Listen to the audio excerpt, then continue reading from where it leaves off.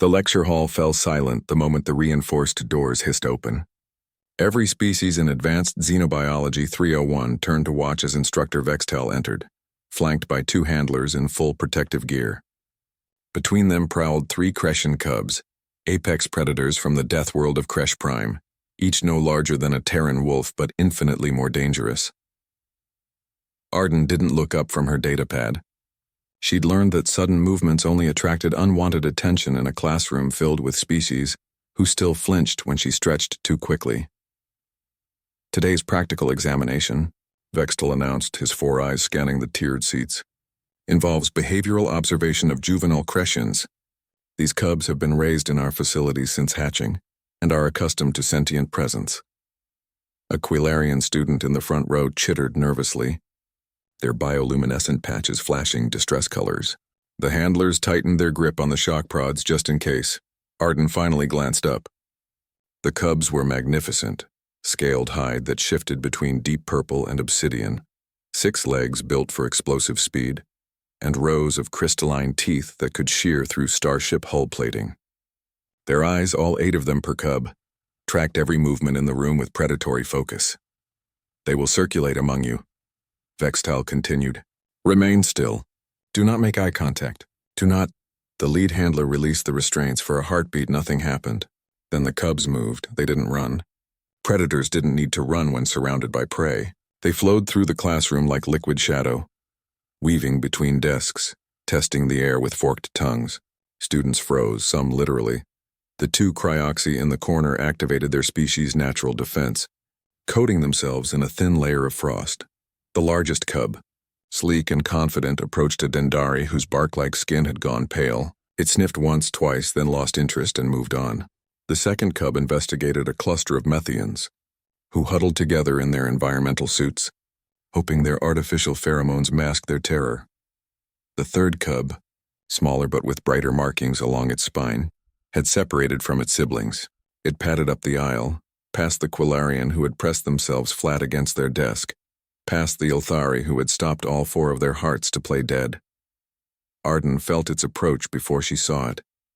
The temperature in her section of the room seemed to drop, and that primal hindbrain that evolution had gifted humanity, the one that knew when a tiger was near, began screaming warnings. She kept reading her datapad. The cub reached her row. She could hear its breathing now, a sound like wind through a cave system. From her peripheral vision, she saw it pause at the end of her desk. Then it did something that made Instructor Vextel's gill slits flare in alarm. It approached, not with the testing curiosity it had shown the others. It moved toward Arden with purpose, its 8 eyes locked on her form. The handlers tensed, shock prods humming to life. Arden slowly, so slowly that continental drift seemed hasty, set down her datapad. She didn't look at the cub, didn't acknowledge it. She simply continued breathing, steady and calm, the way she'd breathed during the Proxima riots, during the evacuation of New Perth, during every crisis where panic killed faster than any weapon. The cub circled her desk once, twice. Its scales rippled through a pattern she didn't recognize. Then, with a sound that might have been a purr or might have been a growl, the xenobiology texts weren't clear, it settled onto the floor, directly beneath her desk, against her feet. The lecture hall erupted into chaos. Vextel was shouting something in his native language. The handler scrambled forward. The other 2 cubs, sensing their siblings' behavior, abandoned their investigations and trotted over. They shouldn't have all fit under a standard academy desk. But Crescians were clever, and these 3 cubs arranged themselves with remarkable efficiency. The smallest one, the bold one with the bright markings, pressed directly against Arden's boots, while its siblings curled protectively around it.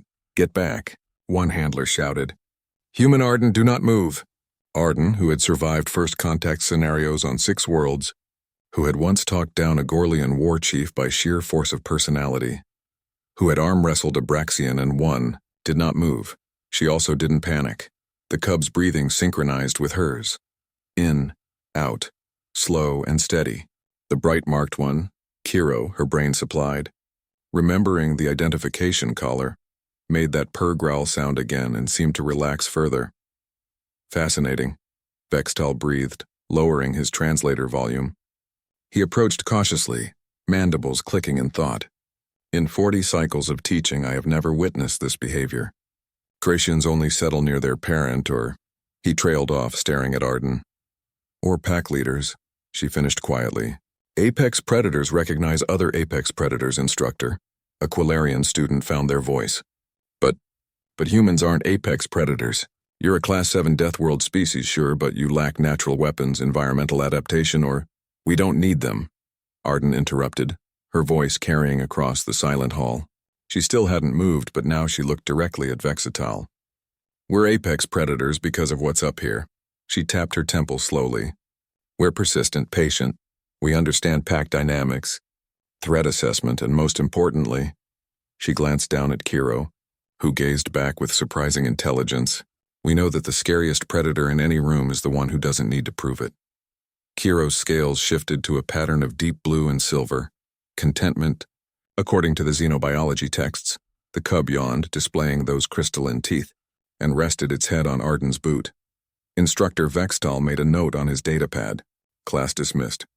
Except you, human Arden. We need to document this. For science, Arden sighed. Can I at least finish my reading? Kiro purred louder as if in agreement. The handlers exchanged glances and very carefully, very slowly, set down their shock prods. After all, when an apex predator found its pack, only a fool interfered.